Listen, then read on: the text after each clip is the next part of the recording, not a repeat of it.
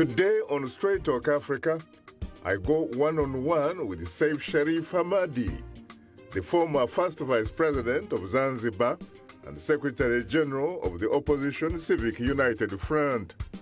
Among other things, we discuss the challenges of democracy in his homeland and the continent in general. That's coming up next right here on Straight Talk Africa. Hello, welcome Straight Talk Africa, live from the Voice of America studios here in Washington. It's Wednesday, June 15th. I am Shaka Sali. Hello to you, Shaka, and hello to all our viewers and listeners on the continent and elsewhere. I'm Mariama Diallo, your social media reporter. Today, we bring you a conversation on the recent Zanzibar elections through the eyes of the opposition Civic United Front. A lot to address in today's program. Coming up later in our STA inbox, we'll share your thoughts on the topic. That's through your emails, tweets, and Facebook comments. That's ahead on Straight Talk Africa. Hope you'll stay with us. But first, 1 year ago, U.S. Secretary of State John Kerry praised Tanzania as, quote, a model in the region for good governance, democratic ideals, and individual freedoms.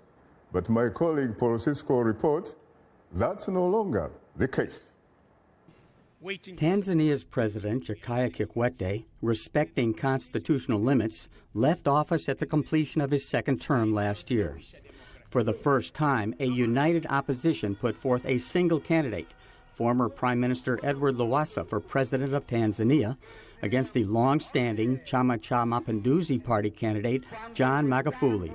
It was the first true challenge to CCM that has led the East African nation since 1964. Seif Sharif Hamad, opposition candidate for President of Zanzibar and former first Vice President, spoke at the Center for Strategic and International Studies in Washington Monday. In Zanzibar, along with the rest of Tanzania, people voted in good faith in elections, especially in Zanzibar, that were held as free and fair. Local and international election observers reported no significant problems with the peaceful vote in Tanzania or Zanzibar. Not so with the announced results and annulment of the Zanzibar vote by the Zanzibar Electoral Commission. President Magufuli won the close presidential vote. The opposition disputed the count and the annulment, denying Civic United Front candidate Seif Sharif Hamad a victory in Zanzibar. The chairman of the Zanzibar Electoral Commission, Jecha Salim Jecha, an appointee of the ruling party, annulled the entire exercise. According to the Constitution of Zanzibar and the electoral law of Zanzibar, the chairman of the commission has no such powers. Even the commission has no such powers. That was an act which was against the Constitution, against the law. The same election observers agreed. The opposition boycotted the election rerun in March, and the ZEC announced a landslide victory for CCM candidate, the incumbent president, Dr. Ali Mohammed Shein. In response, the U.S. Millennium Challenge Corporation has suspended $472 million in development aid to Tanzania.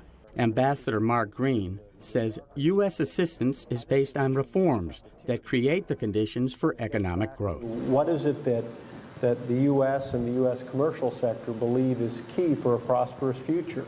Well, citizen-centered government, citizen-responsive government is at the heart of that. We believe that there must be genuinely elections in a system which reflect the will of the people. Mr. Hamad warns Zanzibar is in danger of falling prey to violent extremism. Poor economic governance, poverty and unemployment, especially among the youth, and a abiding sense of desperation and injustice. And all of this with no channels for political expression. That is why we refuse to extinguish hope. And that is why our struggle for democracy is about much more than Zanzibar. Thank you very much indeed. Mr. Hamad acknowledged America's long-standing friendship with Tanzania and Zanzibar. He praised America's consistent support for human rights, good governance, and democracy in the region. But he said he fears the erosion of those ideals in Tanzania and his island nation. Paul Sisko, VOA News. Thanks, Paul, for that interesting report. Joining me here in our Washington studios is our distinguished guest, Seif Sharif Hamadi himself, the former first vice president of Zanzibar and Secretary General of the opposition Civic United Front. Well, Seif, frankly, I have to say that I'm profoundly honored and exceedingly humbled to have the opportunity to host you on Straight Talk Africa from the Washington studios. The pleasure is mine. You're most welcome, sir. Thank you. How do you feel? Well? You're on Ramadan, correct? Oh, yes. I see. Later in the program, we'll give you, the audience, a chance to call and talk with our guests. The number to call is 202-619-3111. Yes, country code is 1. What brought you here this time around? I know you've been here so many times, but this time around, what brought you here? Well, what brought me to Washington, D.C. and New York is to take our case before the international community. And here, we're happy we have met the officials of many institutions which deal with democracy issues, human rights, and also the officials of the government, especially the State Department. For example, who did you meet at the State Department? Well, this morning we met the director of East Africa in the State Department. In the State Department. Yes. Now, what is your case specifically? What is your case? Our case, Zanzibar, you know, we had an election on the 25th of October last year. And this election was held as the best election. And all the observers, both internal observers as well as international observers, all of them, their judgment was that this was free, fair, and transparent elections. But to our surprise, the ruling party, CCM, instructed the chairman of the Zanzibar Electric Commission, or ZEC, who, after all, is an appointee of the president of Zanzibar, CCM member. So they instructed him to nullify the elections, which indeed is against the Zanzibar constitution. It is against the electoral laws of Zanzibar. In both the constitution and the law, there is no section which gives power to the chairman of the commission or the commission itself to nullify elections. Those are very, very serious charges, really, that you are alleging, because you're talking about Jecha Salim Jecha. Oh, yes. My sources tell me he is a retired judge. Is that correct? No. That is different.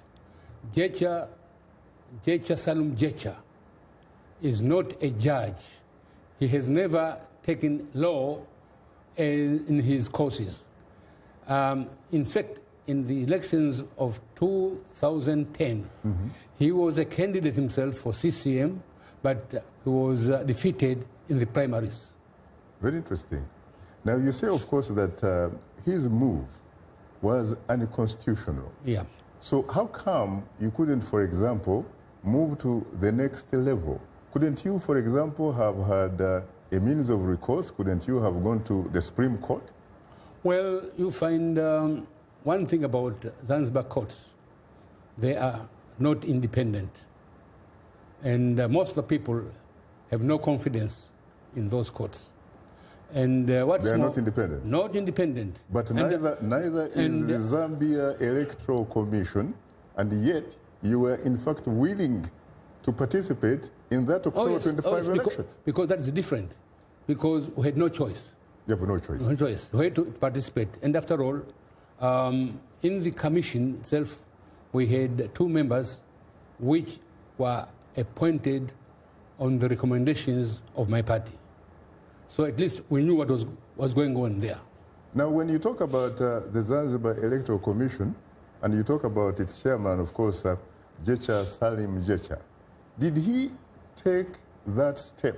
Did he annul the election as an individual commissioner, or did he, in fact, consult his fellow commissioners? No.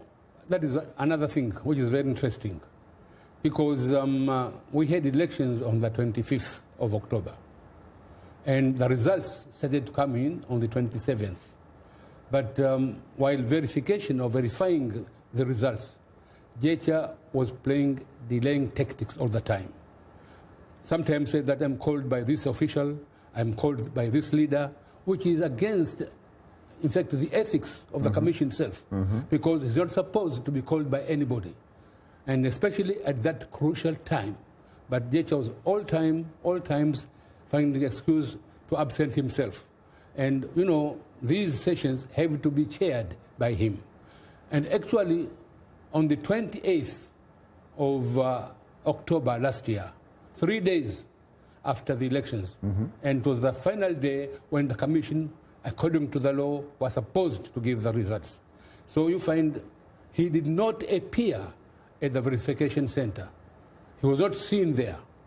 And when his colleagues found that the time is moving, they asked the vice chairman to take over. While the vice chairman was taking over, he was escorted to police. In fact, this is a high court judge. The vice chairman is a high court judge. And just imagine police treating him as just a local man in the streets. Very interesting. He was taken to police center, but at the same time, prior to that, the verification center, which was one hotel, was surrounded by the military, completely surrounded, and nobody was allowed to go in, and those who were inside were not allowed to come out. You're not talking about the Tanzania People's Defense Forces, I'm talking about Tanzania's People's Forces. And commanded by the President of Tanzania? Commanded by, that time it was Jakaya Mrisho Kikwete as the commander-in-chief at that time. And these people could not move without the permission of the commander-in-chief. That is why I said that this was a revolution which was sponsored and spearheaded by Jakaya Mrisho Kikwete. You're not talking about the revolution back of 1964, no, it is a silent, which of course was led by my cousin, Field Marshal John Okello. Yeah. No, it is a silent revolution. You find these military could not move to surround that sensitive area without the permission of the commander-in-chief. Now, talking about that, you said that you had no confidence, of course, in the judicial system of Zanzibar. What about politically? Couldn't you, for example, have approached the president of the United Republic of Tanzania, Mr. Jakaya Kikwete, to intervene? That is very interesting, Shaka. In fact, I tried. I tried and tried and tried. How did you try? I, first of all, spoke to his people, his secretary. I wrote letters to him. Jakaya decided to meet me one day before he left office. Then he called me. I presented my case to him. You'll be surprised. What he said, but what we can do now? I have only 24 hours now before I hand over to President Magufuli. And he said that, you know, Maalim, they are afraid of you. Who is afraid of you? CCM. Why? And ask the same question. Why are they afraid of me? Say that you will break the union. In what way? Exactly what I told. Did he consider the fact that in fact you might have won? What he said is that they are afraid of you. You see? They, which means CCM, including who CCM, happens to be the chairman and the commander-in-chief. They said Chukua Chako Mapema. In fact, I asked the same question, Mr. President, are you serious? because I don't have any forces. I don't have the military, I don't have police, I don't have the intelligence. How can I break this union? Well, time is not our best ally. We'll come later to that. Now we'll pause for a short break. We would like to remind you that Straight Talk Africa is now on the social networking website Twitter, and we are tweeting live. Follow us at VOA Shaka, that's VOA Shaka, and join in on today's discussion with your questions and comments. Don't forget to use the hashtag VOA Zanzibar elections. And we are still on Facebook. Just enter the keyword Straight Talk Africa, become a fan and connect with other friends of the Voice of America. We'll be right back with you, so please don't go away.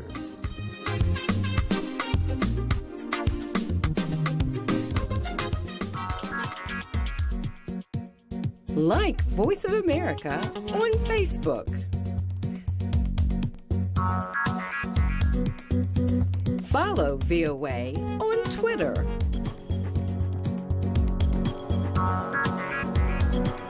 Join VOA on our YouTube channel. Like, follow, join VOA. This is Straight Talk Africa on the Voice of America. What is your opinion about today's topic? Call us at 202-619-3111. U.S. country code 1. When you call, remember the following. Ask only one question, keep your comment brief, and turn down the volume on your radio or television. Now let's return to Straight Talk Africa. Thank you very much, Esther Githiu-Ewart, and of course this is Straight Talk Africa, coming to you live from Washington. Let me come to you again, Seif. You talk about Jakaya Kikwete saying that time was not his best ally because he had to hand over to President John Pombe Magufuli. Yeah. So what about Mr. Magufuli? Did you approach him? Oh, yes. What I did to Kikwete, I did to President Magufuli as well. I, first of all, contacted his office, but also I wrote a lot of letters, about 6 letters. Finally, I wish you had copies of some of those letters. I know, I don't have because it. They might deny that you never in fact wrote any letters. In my office I have. I'm not going around with those letters. I've read somewhere, for example, that former President Jakaya Kikwete in fact says that he never received any communication from you. Well. President Kikwete, I'm surprised why he said that. I'm very much surprised. If you looked in those cameras, suppose in fact he happened to be watching the program, what would you say to him? Well, I would say that, Mr. President, I'm sorry. I'm sorry that I cannot call you a liar, but what you are saying is not true. Okay. Now we go to President John Pombe Magufuli himself. So after writing him about 6 letters, later he summoned me to the State House, Dar es Salaam. Mm-hmm. I went to meet him, and he was accompanied by the Vice President of Tanzania. Who is, of course, from Zanzibar. From Zanzibar, yes. Honorable, or Her Excellency, Samia Suluhu Hassan. And after welcoming me, I presented our case to him. The facts, what happened. Was he listening? Very, very attentively. What happened. And finally, requesting him at least to take steps to see to it that you find a solution is found. Mm-hmm. Well, after listening to me, he said, Mr. Seif, Maalim, that my hands are tied. Tied by who? His hands are tied. By the Constitution of Tanzania? I don't know, but he said, my hands are tied. I cannot intervene except that my role is to ensure security of Zanzibar. And I said, I'm surprised, Your Excellency. You are the head of state. And you are the head of state of the United Republic of Tanzania. Zanzibar is part of the United Republic of Tanzania. So I don't understand when you said that your hands are tied. So that is the fact. Why is there a perception, Seif, when you talk to some Tanzanian government officials, and indeed some ordinary Tanzanians in Dar es Salaam, for example, about the issue of Zanzibar? They say that the issue of Zanzibar is very complicated. Those are very complicated issues. Why? Who complicates them?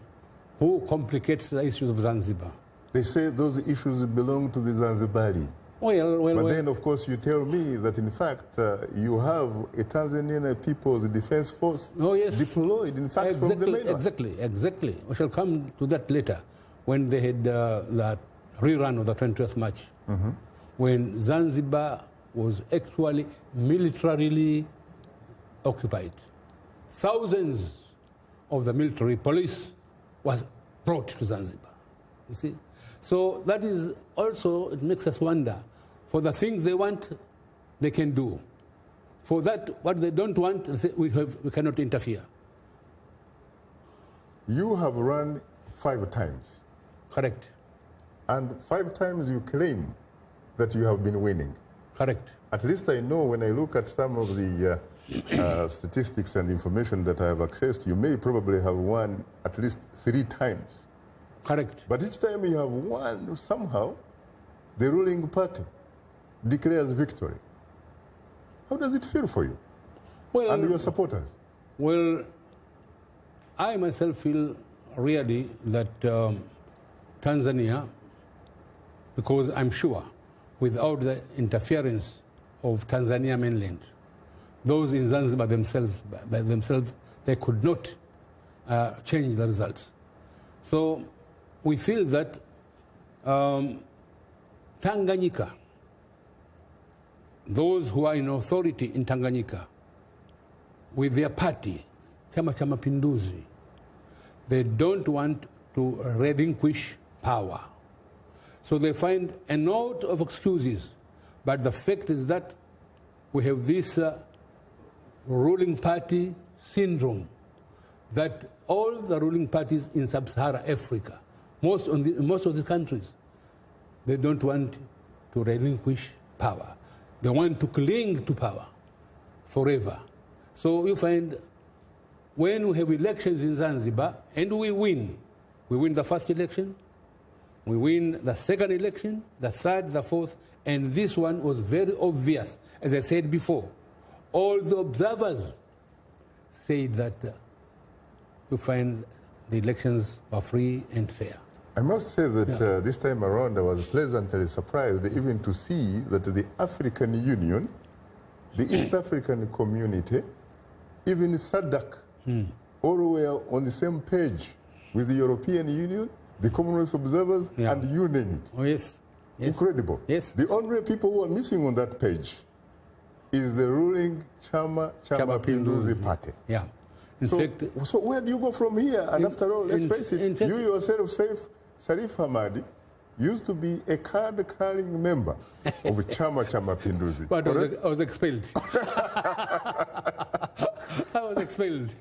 In fact, we ourselves also were pleasantly surprised when African Union, SADC, East African Community, all said the elections were the best, free and fair. Correct. We were really pleasantly surprised. But not, of course, as seen from the vantage point of Mr. Jecha Salimu Jecha. Jecha, yeah, exactly, with CCM. Very interesting. Yeah. Now, you happen to, of course, come from a country, frankly, that has been hailed, for example, as the beacon of hope, not only for African democracy, but for African liberation, yes, especially under Maalim Julius Kambarage Nyerere. Now, you used to have the frontline states. Yeah. I think there were 6 at some point, and later they became 7 with the addition of Zimbabwe. Yes. The last time I checked, there are only 2 countries out of those 7 where ruling parties from independence have lost power, considered a defeat, and went on, to do some other business. We're talking about Zambia, yes, which of course had a great man called Kenneth Kaunda, a man who considered defeat back, I think, in 1991 with grace. Yeah. And you also have, of course, more recently, Rupiah Banda. Yes, yes. In Zambia, yeah. he considered defeat to Michael Sata. Oh, yes. You also had in Lesotho, change of government, yes. But the rest remained the same. The same, yeah. And that's why I say that ruling party syndrome. They don't want to relinquish power. And let me say also, when President Kaunda was defeated in Chama cha Mapinduzi, there was fear. And they prepared themselves to ensure that they will never relinquish power. Really? Yes, never? No, yes, never. But what about the changing demographics? Just see. You see, in CCM, especially in Zanzibar, there were some cadres who were saying that they cannot handing over power because of the ballot paper. The ballot paper? The ballot paper, yes. They said that they had overthrown a government, and if CAF wants to rule Zanzibar, it has to overthrow the present government. See, that is the attitude. What are they afraid of, really? Because let's face it, you can't tell me that the people of Zanzibar are living the moment while mourning back 1964. Are you sure you cannot transit 1964 when my brother Field Marshal John Okello led these young men who overthrew the Sultan and took over power? Well, there are some circles within CCM who always cling to the revolution of 1964, that they are defending the revolution. And that is, I mean, the problem. That is why they don't want defeat, because the excuse is that they are defending the revolution. The revolution. Yeah. But we made a headway. You see, in 2009, we have another accord with President Karume, whereby the reconciliation process started. And that led to the amendment of the Constitution of Zanzibar, which allowed for the formation of government of national unity. And that was done purposely to make every party to be comfortable. Even if I'm defeated, still I will be in the government. Power sharing. Power sharing, yes. And we thought that those 5 years, from 2010 to 2015, with the experience we had, we thought that the elections of 2015 would be the best, and everybody would accept the results. There are some people who say that's not good enough, Seif Sharif Hamad, because in their view, you actually want to lead a secession. You want Zanzibar pulled out of the Union. Who told them? I don't know. Who told them? That's what they say. Because we have made a position very clear indeed, that we are not going to break the Union. But our position is that we want a change in the structure of the Union. The present structure, whereby you have only two governments. One government is responsible, that is the Union government, is responsible for Union matters in both Tanganyika and Zanzibar, and also responsible for non-Union matters in Tanganyika, while we have the Zanzibar government responsible for non-Union matters in Zanzibar. So most of Zanzibaris feel that Tanganyika were the court of the Union. And some people, some people's mind in Tanganyika, they feel that Zanzibar is their colony.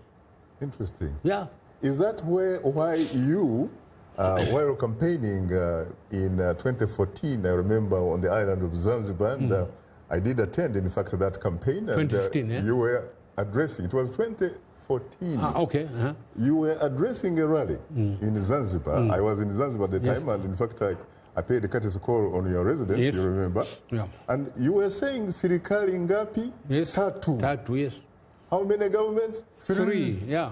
And basing that, of course, on the constitutional proposal by Warioba's former, of course, Tanzanian Prime Minister, and of course, a man of letters and what have you. We'll come to that later. Now we have to go. You are tuned into Straight Talk Africa. We'll have more of a discussion in a moment, but first here is Mariama Jaro. Take it away, Mariama.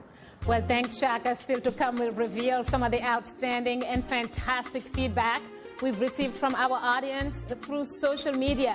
But now, here is our letter of the week from a Straight Talk Africa Facebook fan.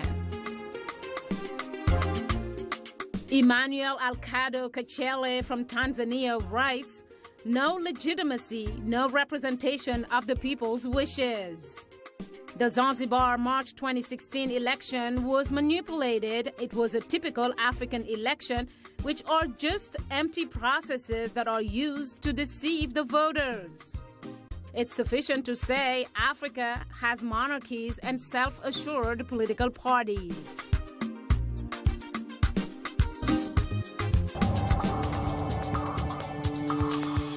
Whether you live in Somalia, Senegal, Nigeria, or Zimbabwe, from every corner of sub-Saharan Africa, turn to us for information and experts to help you improve health and life, for you and your family, for your health.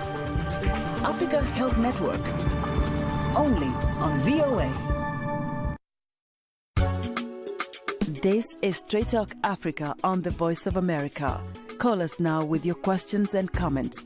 The number is 202-619-3111 and the U.S. country code is 1. Call us direct and we'll call you right back. Remember to turn down the volume on your radio or television and keep your comments brief. Now back to Straight Talk Africa. Thank you very much, Esther Gidi Ewart, and of course this is Straight Talk Africa, coming to you live from Washington. Welcome back, and live from Washington, of course. Once again, it's time to bring in my colleague and social media, Mariama. Take it away again, Mariama. Well, thanks, Shaka. Democracy in Tanzania has taken a troubling turn, prompting the U.S. aid agency Millennium Challenge Corporation to cancel a grant totaling nearly $500 million. Now the U.S. is reassessing the East African nation's reputation as a beacon of hope for African democracy, which leads us to our question of the week, asking, given that analysts contend the Zanzibar poll of October 2015 was annulled unconstitutionally, to what extent, in your view, was the March 2016 election legitimate and a reflection of the will of the people? Well, before we begin, I'd like to thank you all for using all our social media platforms to communicate to us. And another reminder that we are tweeting live today. Just use the hashtag VOA Zanzibar Elections. And if you haven't yet, do follow us on Twitter at VOA Shaka. Speaking of it, let's go to a tweet from Emmanuel Kachele from Tanzania, who tweets that Zanzibar elections was deceitful, it lost legitimacy, and it did not reflect the wishes of the people. Now to a comment from our Facebook followers. Let's go to Jose from Uganda, who says that Africa, I wish we loved our countries and for once respect the choices of the people. Democracy is a myth, he writes. Well, Shaka and guests, very pertinent questions, very pertinent comments, rather your take. Very interesting. Seif, your reaction? Well, my reaction, I agree with both. That really it is a pity that in Africa we have gone so low as to despise the will of the people, which is very, very unfortunate. Mm-hmm. And my problem is that if this continues, especially in case of Zanzibar, if this continues, it means you extinguish the hopes of the people, especially the young people who want change in their countries. Mm-hmm. And, well, we have to make sure that democracy works in Africa. If not, then it is probable and possible that the young people will find alternative ways of getting change, which can throw our countries into chaos. So we should avoid that by respecting the will of the people. You know, in 1950s and part of 1960s, there was Ghana, for example.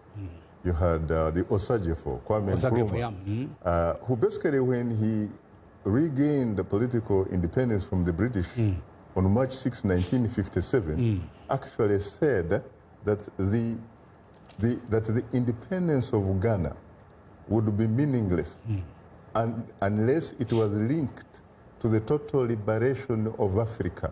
And he did not simply talk the talk, he actually walked that talk by providing the necessary tools so that African countries could actually liberate themselves.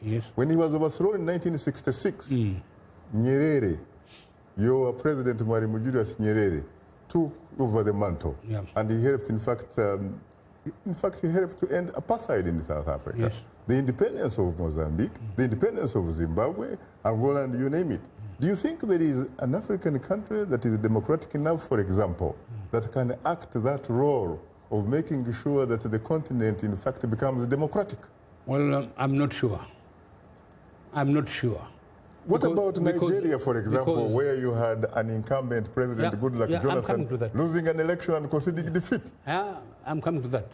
Most of those few countries which really can concede defeat, they are too small. But Nigeria is not small. To have an influence. Nigeria, South Africa? Nigeria's example in their last election, it was, even for us, we thought that it is an example whereby you find others could emulate, indeed.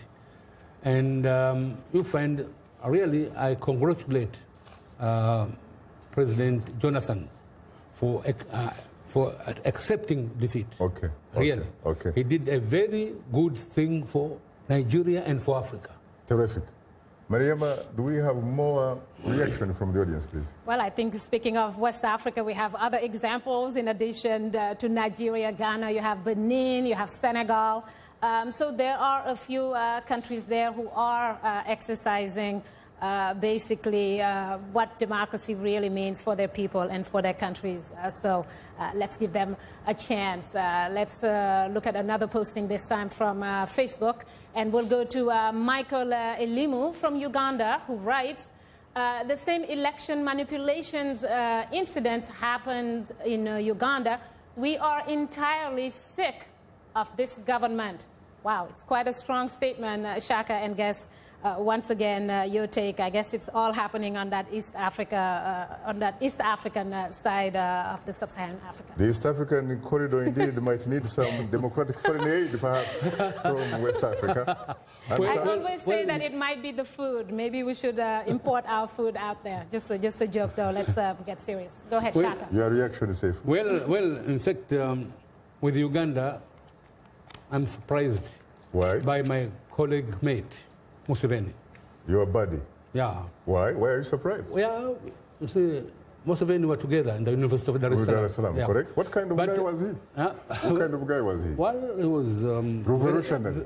Very active, very revolutionary, very fiery. Did you see any democratic tendencies in him? But I'll tell you that when he first came to power and attended the AAU meeting. The OAU at the time. Yes. What he said? That here you are a bunch of dictators. There's shame. See, now he was contemptuous of African dictators. Exactly. Of those who stayed in the power longer than 10 years. Exactly. So what happened? Exactly. That's what I'm asking myself. What happened to my friend? What do you think would happen if the Museveni of 1986 happened to meet the Museveni of 2016 now? In fact, there will be a lot of contradictions, really.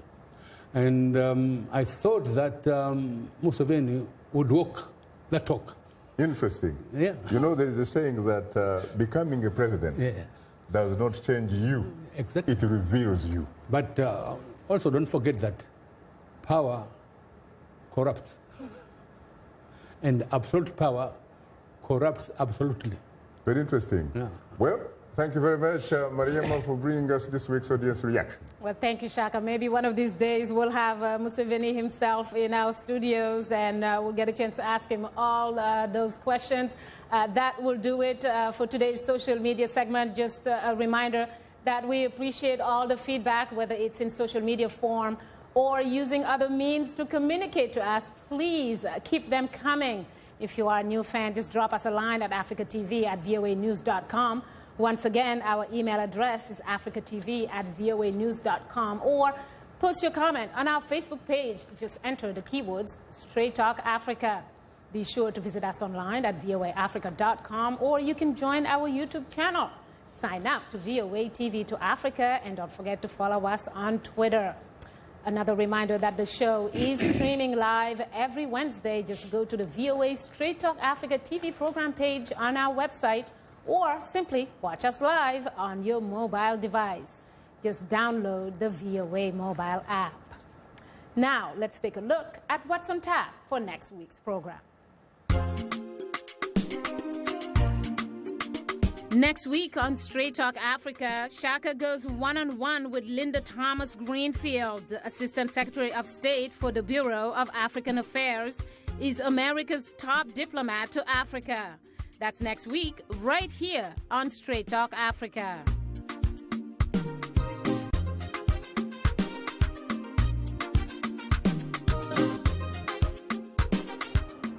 Welcome back, and today, of course, it's a conversation on the recent Zanzibar elections through the eyes of the opposition Civic United Front.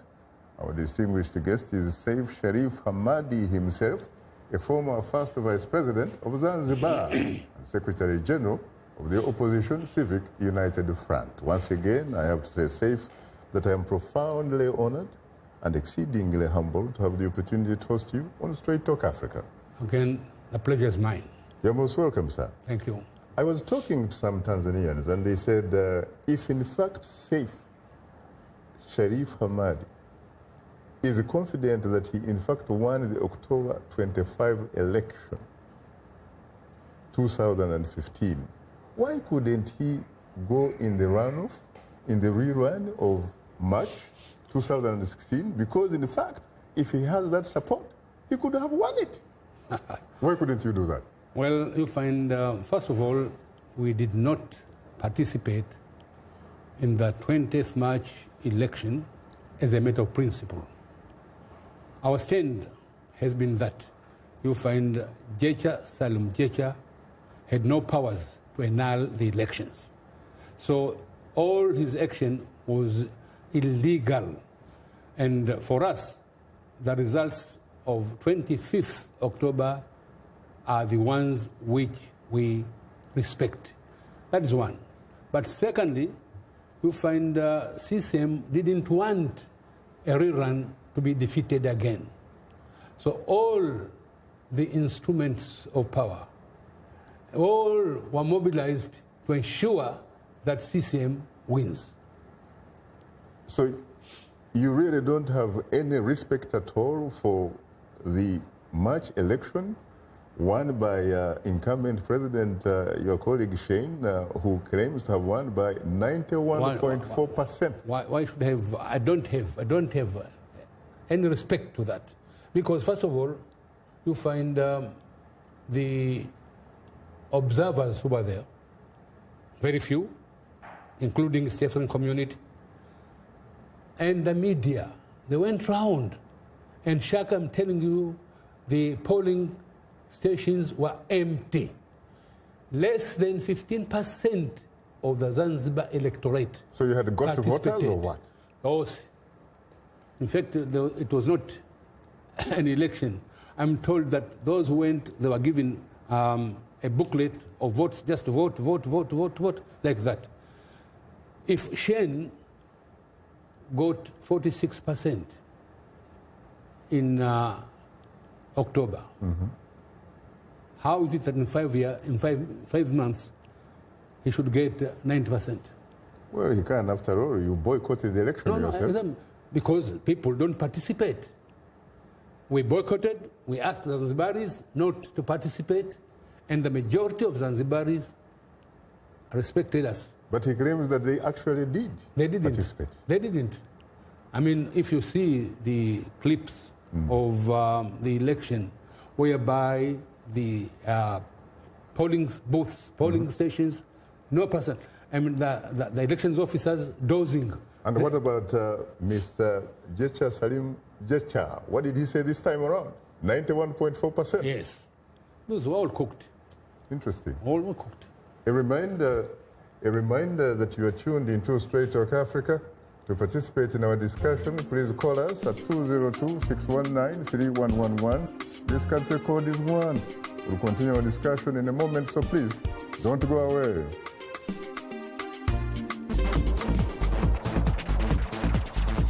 We are able to touch on things that are important to people on an everyday basis. We hope that our viewers are getting inspired when they watch our show. They're getting a view of the world from a different perspective, things that perhaps are not in their immediate vicinity. Today, I could put in on the show something that is a little different, a little unique, and this gives me that inspiration to come to work. If you like today's show, please write and tell us what you think or give us some suggestions. Be sure to tell us what station you're tuned into. Our address, Straight Talk Africa, Voice of America, 330 Independence Avenue Southwest, Washington, D.C. 20237 USA. Or send us an email at africatv@voanews.com. Log on to our website at voaafrica.com. Or post your comments on Facebook. Keywords Straight Talk Africa. Thank you very much, Esther Gizu. And of course, this is Straight Talk Africa coming to you live from Washington. Let me come to you, Seif. You say there's no freedom in Tanzania, in Zanzibar, and yet you are right here in Washington, D.C. If, on the other hand, you look at Uganda, for example, a man called Dr. Chiza Besigye, who claims to have won the March 18 election in Uganda, and in fact there are a lot of people who support, that possibility, is right now, rotting in the prison. He can't go anywhere. Well, you find, yes, it's true that I am in the United States of America now, but let me tell you, Shaka, that not only in Zanzibar, but even in Tanzania as a whole, that beacon of hope is being extinguished. Now you find in Tanzania... Was it ever there after all? Was it in fact ever there? At least it was there. In fact, we can say that proportionally to other countries. But now you find with the present government and President Magufuli, the crackdown on opposition is going on.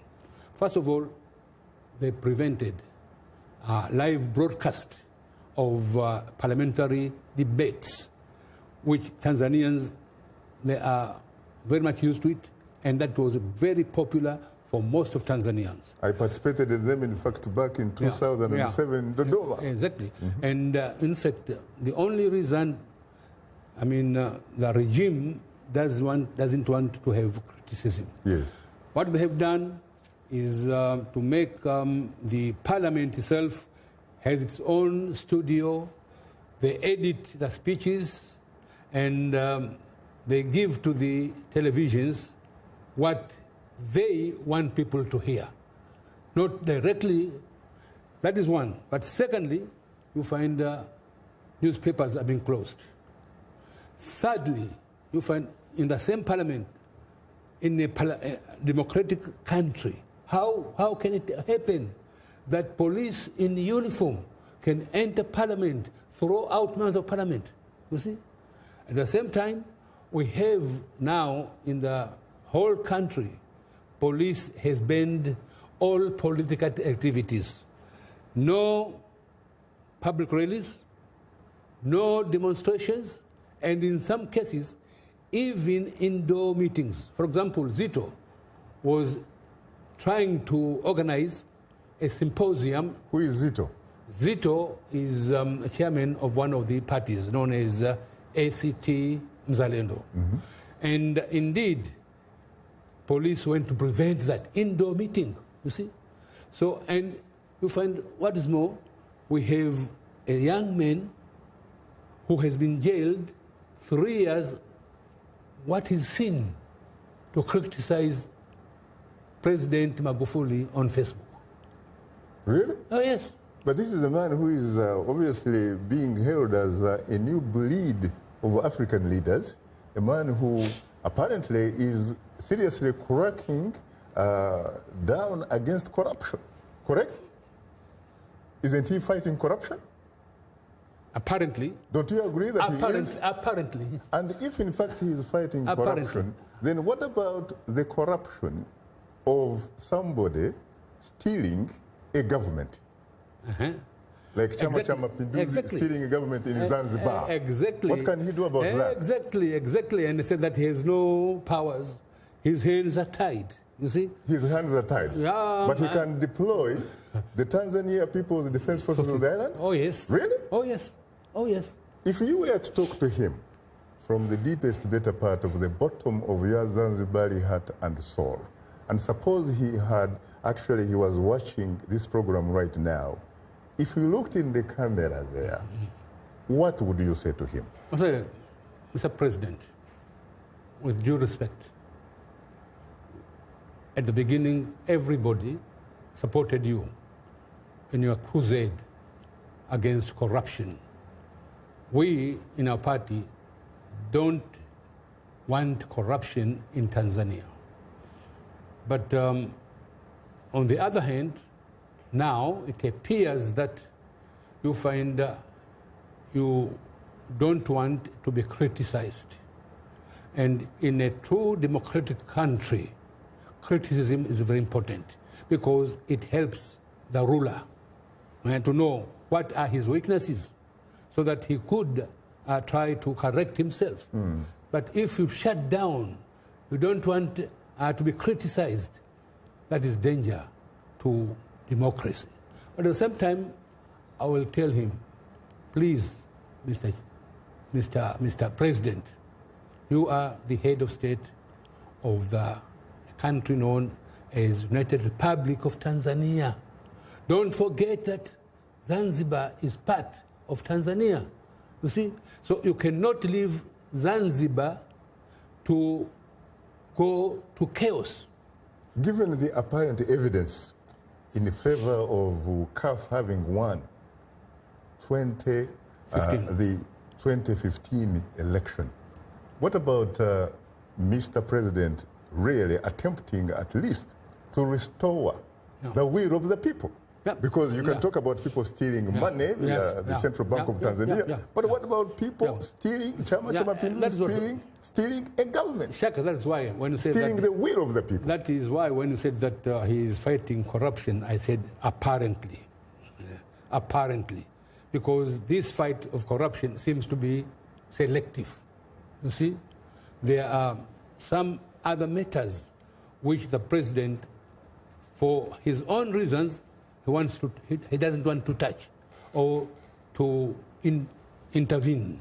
I gather that we have to go to the lifeline of the show, which is the telephone callers. Good evening, Danjuma from the great nation of Nigeria. You're most welcome to Straight Talk Africa. Hello, good evening.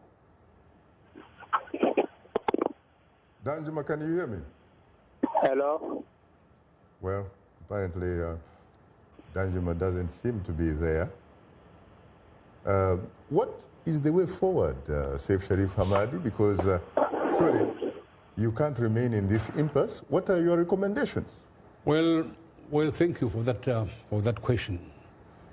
You know, ideally, would like to go back to the results of 25th October last year, ideally. But that has its own problems now, because by the time Jecha annulled the elections, there were some few constituencies whereby the verification was not finished yet. And I'm not sure whether the results still are there intact. So you find that is far-fetched. But also, the 20th March election, we say it was not an election, it was a farce. It was a selection. It is a selection. Yeah. So also we have to do away with that. What we think is that, first of all, we should have a moderator or somebody, a mediator. A mediator. An international mediator? International mediator. Nobody from Tanzania, of course. Mm-hmm. What about the region? The region, yes. There are people who can qualify. They can come as mediators, can be asked and encouraged to be mediators between the two parties. And then what we can first say is that we should have a transitional government formed by the two parties. Led by who? Led by a Zanzibari who enjoys the respect of both the parties. How would you determine that? Well, you find there are some people who are not interested in politics, but they are very able indeed. And they enjoy the respect of CCM, they enjoy the respect of CAF. Yes. So that such people, they are there. And that would run the government for how long? For about up to 6 months. And then? And then fresh elections should be called. Conducted under who? Not under Jecha, definitely. Under United Nations auspices. Yeah. And then you find the will of the people should be respected, and we revert to a government of national unity. Talk to me again from the deepest part of the bottom of your Zanzibari heart and soul. When you look straight in the eyes of younger people on the island, what do you see in their eyes? And what do they say to you? First, I see anger, disappointment, and in fact, asking me, you are the one who have told us to remain calm. So for how long are we going to respect your word? For how long? Which will be a challenge to me.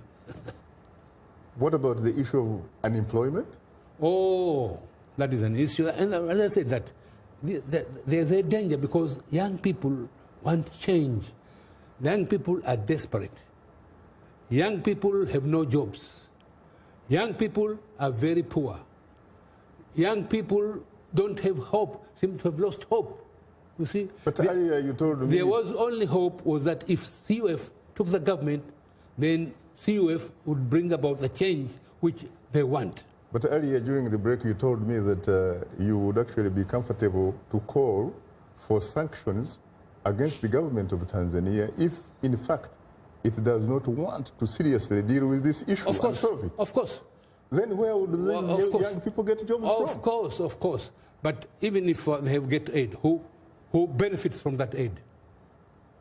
This aid goes to the coffers of the government. And sometimes when you have corruption, it is also with this money which they get as aid.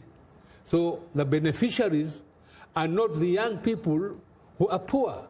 The beneficiaries are other people. Very interesting. In power. Yeah. Well, unfortunately, time happens not to be our best ally, Seif Sharif Hamadi. On that note, thanks to our distinguished guest, Seif Sharif Hamad, former first Vice President of Zanzibar and the Secretary General of the Opposition Civic United Front. Thanks to our affiliate stations, along with our viewers and listeners, we thank you for tuning in. For many of our Voice of America radio affiliates, Learning English is coming up next.